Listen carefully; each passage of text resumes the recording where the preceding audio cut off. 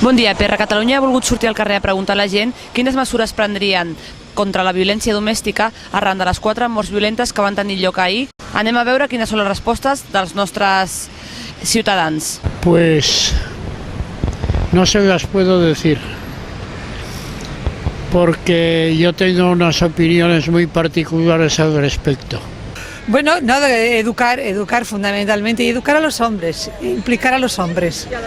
Yo creo que, las mujeres son muy machistas, pero son las que sufren la violencia, la fuerza, pero los hombres tienen que involucrarse más. Tot l'home que maltractés a la dona, automàticament fora de... O sigui, aquest el castigaria a la presó, però ja, d'immediat. El temps que estigués, a més separat o desterrat de la zona on està. Considero que lo que hacen hoy en día, cogerlos hoy y soltarlos mañana, no es una solución. Concretamente no sé cuál es porque no es mi tema y afortunadamente me afecta de una manera indirecta. Y primero tiene que cuidarse cada mujer, o los hombres también, porque a los hombres también les suceden. Pero en un caso de esos, pues ya sería plantar muchas cosas y mucha gente a las que están detenidas no darles tanta libertad, sinceramente, porque de ahí es donde vienen muchas violencias.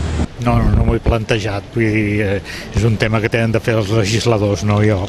Cuando una mujer va a denunciar un caso de este tipo, en este caso yo puedo decirlo porque hace muchísimos años a mí me sucedió, la contestación que a mí me dieron era que si no existía sangre, no había denuncia.